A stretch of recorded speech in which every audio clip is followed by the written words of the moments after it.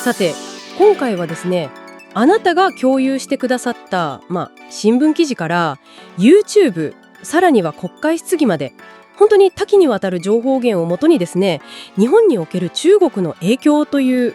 かなり複雑なテーマについてちょっと深掘りしていきたいと思います。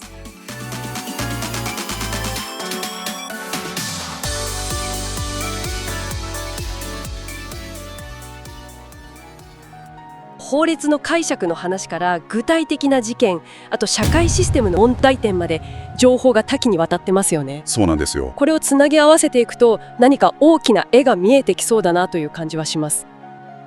では早速見ていきましょうか。お願いします。まず情報源が結構注目しているのが中国の法律ですね。特に国防動員法と国家情報法、これが国外にいる中国籍の方にどう影響する可能性があるのかと。そうですね。国防動員法は、有事の際で、国家情報法は平時でも中国政府への協力をある種義務付ける可能性があるんじゃないかという指摘ですね。対象年齢も男性18から60歳、女性18から55歳とかなり具体的に。で、内容としては軍事作戦の支援とか情報収集活動への協力とか、そういうものが含まれるんじゃないかと。日本国内でその中国政府に対して、批判的な声を上げる在日中国の方がですね、本国から圧力を受けているという、そういう実態が報告されてますね。東京新聞の記事でしたか。それによると中国当局がその本国にいる家族を出しにして、何かあっても知らないぞみたいな、そういう脅しで活動をやめさせようとしたり、情報提供をさまよったりするケースがあると。なるほど。それは見えないプレッシャーですよね。ですよね。常に誰かに見られてるんじゃないかみたいな感覚から偽名を使ったりとか、特定のアプリを避けたりとか、なんか日本にいても気が休まらないっていう。ただ一方でですね、これらの法律がじゃあ実際に国外でどれだけ強制力があるのかということについてはちょっと違い見方もあるんですね、情報源の中には。あ、そうなんですか。はい。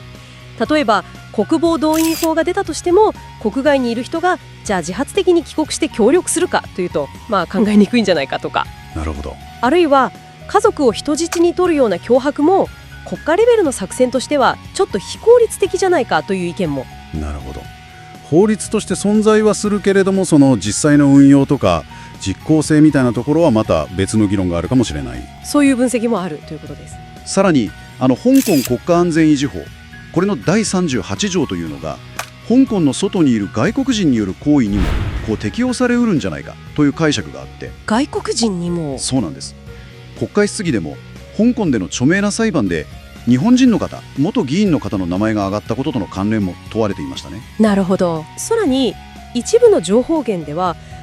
もっと根底にあるいわゆる中華思想ですね。中華思想。歴史的に中国が世界の文化的中心だみたいな考え方、これの影響を指摘して単調に共産党と一般の中国人を分けて考えられないんじゃないかという見方も提示されています。それが例えば少数民族の問題、ウイグルとかモンゴルとか、そういったところへの抑圧や国外での行動にもつながっている可能性があるんじゃないかと。その国外への影響という話とはまた別に、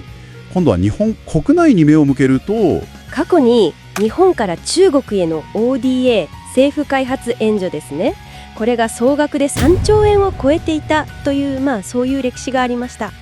ありましたね。一方で最近の中国国内の経済、特に不動産市場がちょっと停滞気味とか、そういった変化が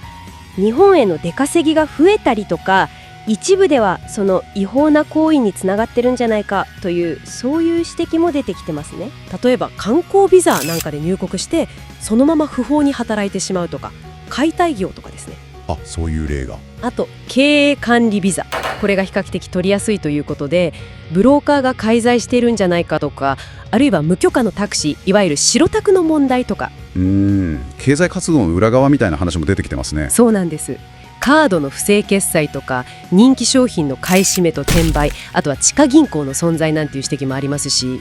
犯罪で得たお金で不動産が買われているんじゃないかみたいな疑惑とか、実際に技術を漏洩して有罪判決が出たケースなんかもありますね。こういうのを見ると日本の既存のシステムというか制度が意図せず悪用されるような隙間があるのかななんていうふうにも読めますかね。情報収集機能があるんじゃないかって言われてるアプリの存在とか。そうですね。技術や情報の安全保障に関わる問題ですね。特にアメリカが日本に対して中国への姿勢をもっと厳しくするように圧力をかけているんじゃないかという分析がありました。その文脈でフェンタニルという薬物、これの密輸ルートが中国から日本を経由してアメリカへという疑惑が浮上していて、これがその日米中関係の新たな頭になりかねないと。過去の政権時代の例えば小沢訪中団とか普天間問題とか、そういう出来事を振り返りつつ、現在の日本政府の対中姿勢が国際社会からどう見られているのか、そういう点も考察されていましたね。で、そうしたシステムの問題がですね、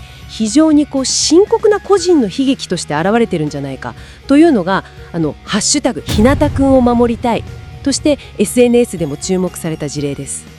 これは非常に痛ましい話ですよね。虐待の疑いがあるお父さんにお子さんを引き渡す命令が出たと。で、その背景に遺族年金ですね。年間100万円を超えて総額だと1700万円にもなりうると。そうなんです。これを不正に得ようとしてるんじゃないかという、そういう経済的な動機が強く疑われているという指摘ですね。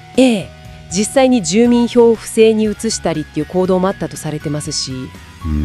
だからこれは単なる親子の問題、親権争いっていうだけじゃなくて、その公的な給付制度が悪用されるリスクですとか、あとは司法の判断で本当に子どもの最善の利益が守られているのかという問題、それから外国人の方が関わる捜査での通訳不足の問題とか、行政の縦割りとか、日本の社会システムが抱える複数の課題が一気に露呈してるんじゃないかと、情報源はそういうふうに訴えていますね。こうして全体を見てくると、情報源が投げかけているのは、その中国の法律の域外適用、国外への影響の可能性とか、あと国内でのいろいろな活動、これが日本の主権とか安全保障にどう関わってくるのか。安全保障という点で言うと、これは SNS 上の一部の情報源からの主張ということですが、在日中国人に対して武器供与みたいなものが始まっているんじゃないかといった非常に深刻な警告のようなものも出てはいます。